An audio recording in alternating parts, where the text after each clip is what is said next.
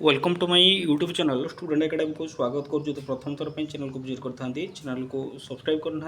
आज चैनल को सब्सक्राइब कर दिंतु। ये लाटेस्ट अपडेट सर्वप्रथम पाइपर भिडियोटी जब भल लगी लाइक करदे सहित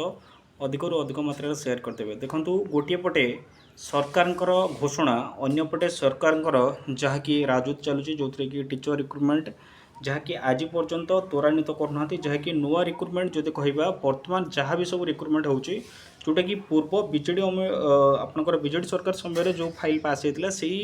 रिक्रुटमेंट हिं एवं आपंकर चली कंटिन्यू होती जहाँ भी रिक्रुटमेंट एवं दि जाऊँगी। बेसिकली जो कहवा स्पेशल टीचर रिक्रुटमेंट कथा जो कहवा बर्तमान सरकार बहुत थर बाइट देती कि 45,000 टीचर रिक्रुटमेंट जहाँकि 3 वर्ष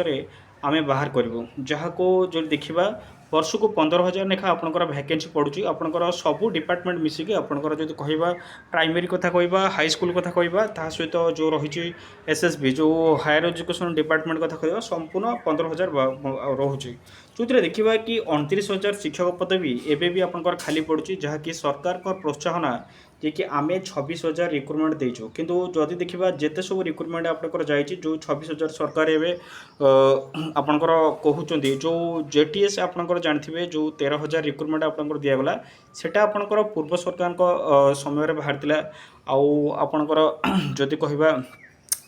RHT regular high school teacher कथा कहवा ता सहित आपंकर एवं जो रिक्रुटमेंट गला देखा ये आपंकर 25 रु जहाँकि जो जुलाई मास आसूचे बर्तमान जो देखा नजर पकेवा जो थी कि बर्तमान वैकेंसी असिस्टेंट टीचर जोटा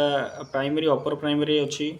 एसएसबी आपंकर जो कहवा +2 स्कूल ता सहित हाई स्कूल कथा जो कहवा आरएचटी हाई स्कूल कथा जो कहवा ओएबीएस भी रिक्रुटमेंट अच्छी एसएसटी आपंकर भी रिक्रुटमेंट अच्छी ये आप देखिपे 29,000 रु अधिक शिक्षक पदवी खाली जो थी कि वर्तमान सरकार कहते आप पाठ पढ़ु जितेबले आमर निजुक्ति दरकार हम जिते टीचर दरकार हम से पोस्टिंग बाहर आपण पाठ पढ़वे लगतु ठीक राज्यर विभिन्न विद्यालय दीर्घदिन धरी हम 29,586 रु अधिक शिक्षक पदवी खाली पड़ता बेले तुरंत निजुक्ति दाबी धरती जहाँकि दीर्घदिन हम आपंकर 2023 जेटीएस बाहर तापर आपंकर 3 वर्ष पाखापाखि होगले फिर भी आपंकर रिक्रुटमेंट आसुना जो कि बीजेडी सरकार कहते ये 20,000 पर पुणी गोटे आपंकर 20,000 आसो कि बर्तमान जहाँकि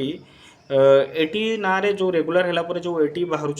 एटी आपंकर कहते जो शुणा हो कि 10,000 प्लस कि 15,000 भी आपंकर भाग पड़ूना सरकार बहुत कम करी कहते खाली पदवी पूरण विलंब हेतु शिक्षक व्यवस्था प्रभावित होता अभियोग होकर जो खाली पदवी अच्छी पूरण आपंकर विलंब हो सहित आपंकर टीचिंग प्रोसेस आपंकर व्याघात होगी क्रम खाली पदवी गुड़िक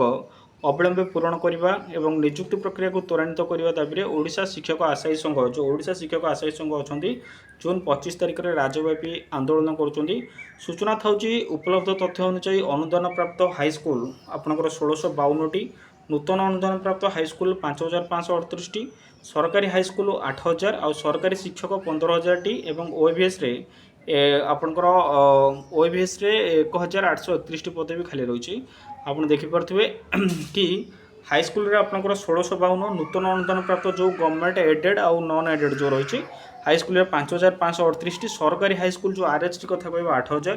सहकारी शिक्षक भाव आपंकर 15,000 रही ओएबीएस 1,831 पदवी खाली रही एपरिस्थित राज्यर 120 लक्ष रु आपंकर अधिक पिला बीएड डीएलएड करी आपंकर ओटीटी पास करी ओएसटीटी पास करी योग्यता हासिल करी निजुक्ति को अपेक्षा करपटे सरकार आपंकर दीर्घदिन हम 3 वर्ष पर भी आपंकर जदि कहवा एटी कथा जो कहवा आपंकर पूर्व सरकार जो कहते रिक्रुटमेंट पर पुणी थे 20,000 रिक्रुटमेंट आसो कि वर्तमान सरकार कहते कि आप पाठ पढ़ु जिते रिक्रुटमेंट दरकार हम आम से रिक्रुटमेंट बाहर करूँ तेणु सरकार शीघ्र निजुक्ति प्रक्रिया आरंभ करने सह खाली पदवी पूरण स्पष्ट रोडमैप प्रकाश करने को दाबी कर आसंता 25 भुवनेश्वर लोह पीएमजी आपंकर स्ट्राइक होगा अच्छी तेणुक अधिक अधिक आपन जो शिक्षक आशायी मैंने आसिक योगदान करूँ जहाँकि फल शिक्षक सरकार किसी प्रभाव पड़ो जो कि सरकार खूब शीघ्र रिक्रुटमेंट आने ये इनफर्मेशन थैंक यू।